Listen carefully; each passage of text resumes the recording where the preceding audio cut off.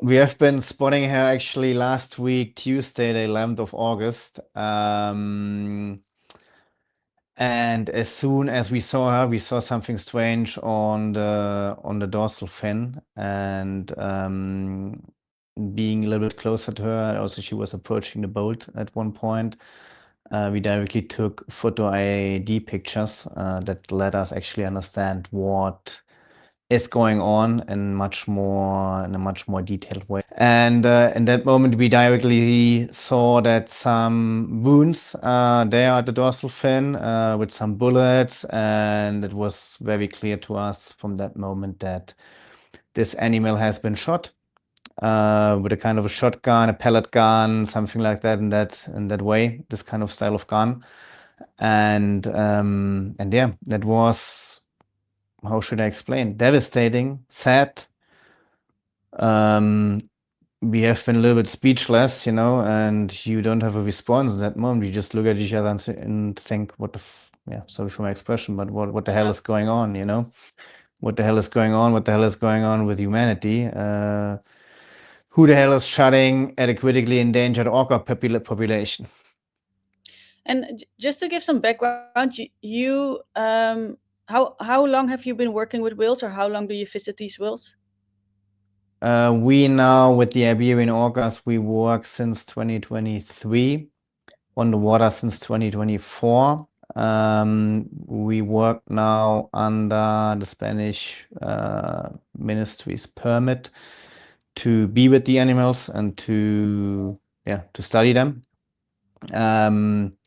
Further, we kind of, let's say, try to create a bridge to the sailing and fishermen community that we can all coexist together.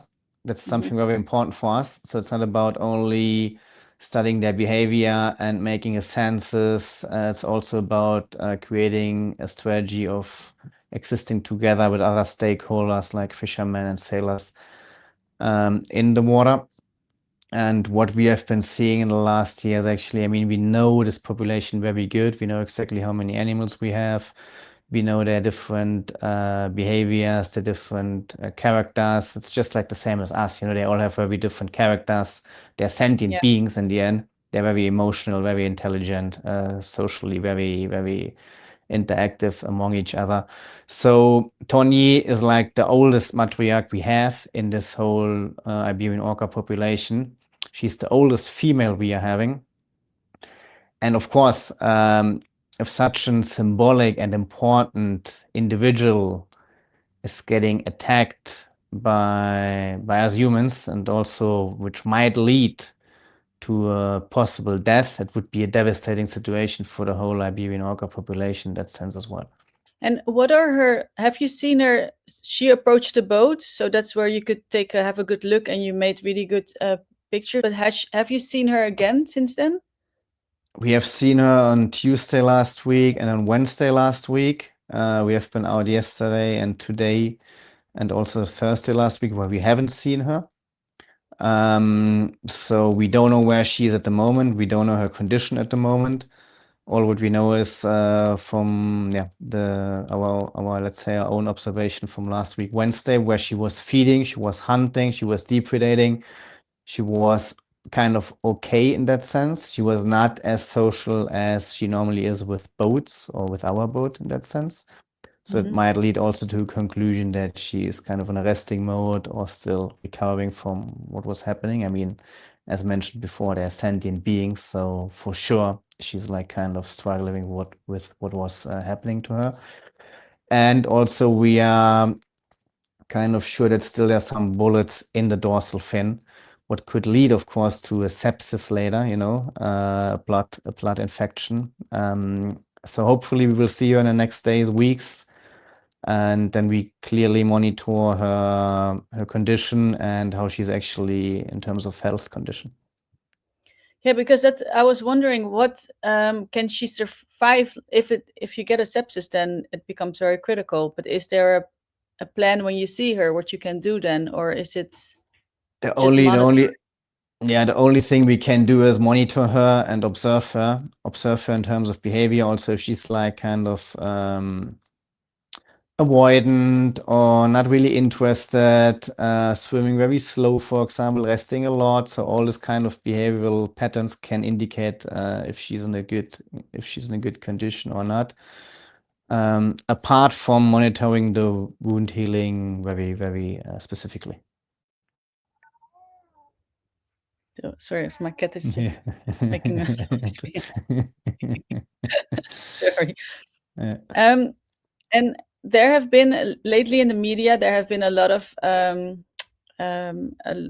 well, it's just, I hate the word. They always say orca attacks, but there's a lot of interaction between boats and orcas around Portugal and Spain. Do you think that has something? Do you see more aggression to orcas since media has covered this more, or? Well, we know about people throwing firecrackers at them, throwing stones at them, putting oil into the water, liquids to just with the objective that the orcas don't come close to the boats. All that is not helping at all, because in the end, I mean, it's just like a negative effect for both. You know, the orcas could get hurt by firecrackers, but at the same time, they're still coming to the boat. So it's not helping at all in that sense. So what we have been seeing, I mean, these kind of, as you said, they're not attacks, you know, because an attack implies always something aggressive. If you intentionally try to harm somebody or something. So, and the orcas don't have any bad intention when they come to the boat. The only thing they're wanting at moments, they're curious. They're just as curious about us as we are about them. And yeah, it happens that radars got broken and even a boat can sink if water is entering into the hull. But it can never be a response that we shoot at these animals or throw firecracker at these animals or try to harm them. I mean, it's a critically endangered population. We have less than 30 individuals. These animals have been around for thousands of years in these waters, and so now we are the generation that trying to get rid of them. It cannot be really a thinking of us. Yeah, that's kind of the difficult part between humans and wildlife, right? Because the waters was theirs actually, and we're invading their space. And then when they are curious about us, we don't know how to handle that as humans. Yeah, and this is actually very simple. If you keep navigating close to shore, underwater, if you keep navigating like in water depth less than 20 meters, then you won't have any interaction. So, but just some sailors and say, yeah, well, it won't happen to me, or well, actually, I want to see the orcas. But then, if the situation is coming, you know, and the orcas are interacting with the water, and the boat most potentially then cannot navigate anymore, well, then of course they're afraid, and people are like wild, screaming at the orcas and hating the orcas. So it's like all again, you know, you can avoid interactions, but most people just say, well, I don't care, because to me it's not going to happen. When it's going to happen, then I might defend myself. And that's actually the wrong thinking. And that's in that sense, it's very simple. Again, if you want to have a coexistence with this marine mammals out there, just respect a little bit that they're living there, respect also your navigation, and then everything will be fine. And you just said there are less than 30 left? Yeah, officially, I mean, from our last year statement, they're less than 40, but now actually we can already confirm that they are less than 30. According to our census, what we have been doing this year. So that's kind of not an official information yet in that sense, you know, but it will be official most probably then the beginning of next year.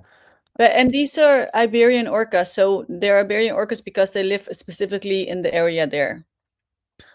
Well, the Iberian orcas are called Iberian orcas because they have a very specific culture, they have a specific language, they have a specific hunting technique, and they feed mostly on bluefin tuna.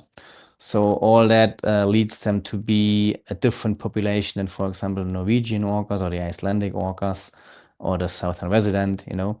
And then they live actually around the Iberian Peninsula. It's because they're called Iberian orca. Mostly they live in the Strait of Gibraltar, but then they also go up further north to Portugal, Galicia, the Bay of Biscay. Some of them go down south, Morocco as well.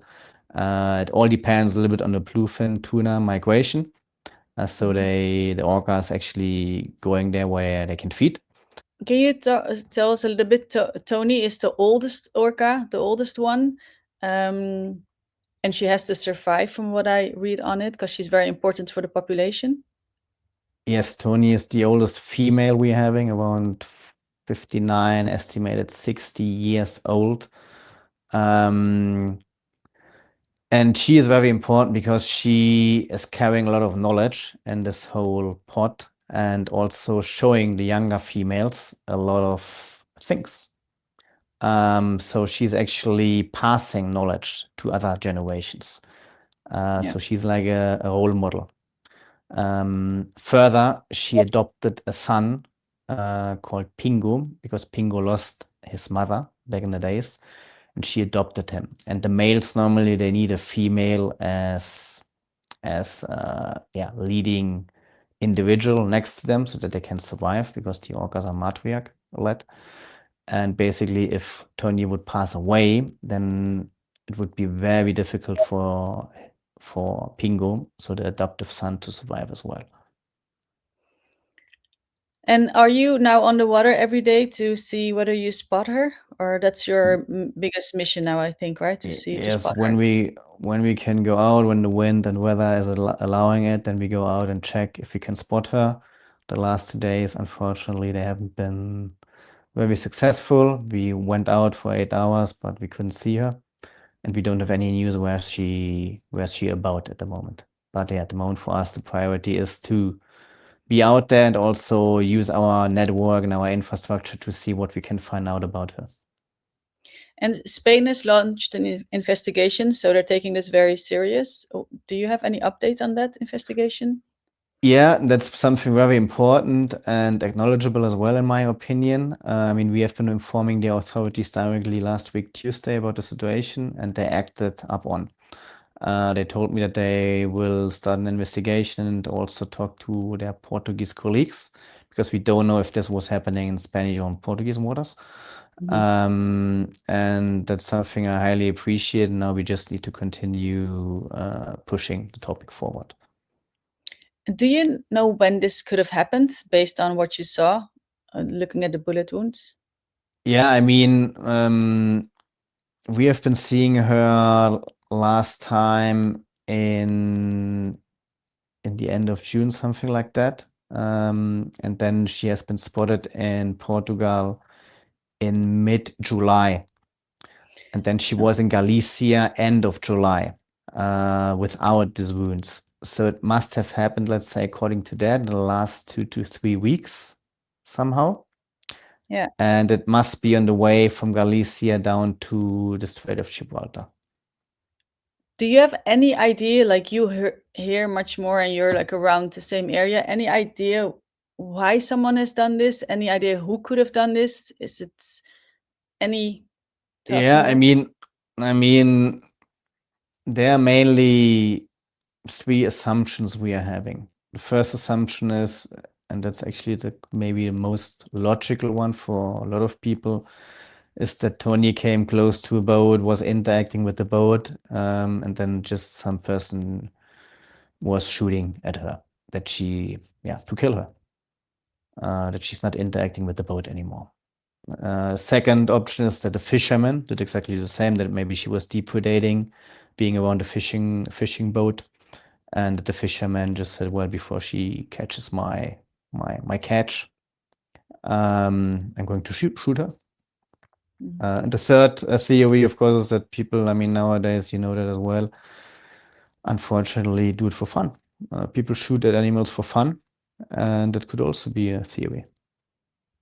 Yeah. But there are no suspects at the moment, not that you've heard of. Well, I cannot really say a lot about that, because also it's like kind of an investigation. So in that sense, yeah. I have a final question. Is so you love whales? You've been following them for quite a while, and you're monitor them. What does this do to you personally? Like, I can imagine when the moment you see this, it's and it's an orca you see, like how does what are Yeah. your thoughts on humanity, or like how does this make you feel? Yeah, if you, I mean, if you feel, if you see something like that, it's like part of your soul is kind of in that moment getting very affected, in a way of losing hope, in a way of losing hope in humanity, in a way of of thinking where the hell are we heading to in that world, you know? Makes me very sad. I mean, she's part of our family there. I mean, we are going out so many days and we see her so many times, and she's all the orcas in this group. They're just, you know, playful and curious and just like so humble. That's, I think, the word, so humble to us. And then I think what we do to them is just devastating. And if you see something like that, it made me specifically very, very sad. And I think I also need some more weeks to process that and to see also what's going on. Hopefully she will survive, you know. Will take some time. Yeah, I can imagine. Yeah, I hope you see her again soon, hopefully Yeah. soon. And yeah. Because I mean, you know, Bria, we have like, you create a relationship with these animals in the end. Because if you have them around and they also recognize the boat, they recognize you. And if you have a certain relationship to, you know, that to a person, or to a being, to a sentient being, then there's something. And and then when somebody's hurting this being, this animal, human, whale, dolphin, orca, then it's kind of it's tearing a little bit apart. Yeah, I can imagine. It makes me Yeah. really sad that you say this. Like it's because I can Mm. you build a like for us it's a news story, and it's seeing the pictures you feel horrified, but you know this animal. Like you actually meet her and your colleagues, and you have a connection with all of them. So um yeah. Yeah, it must be hard. Yeah. Yeah.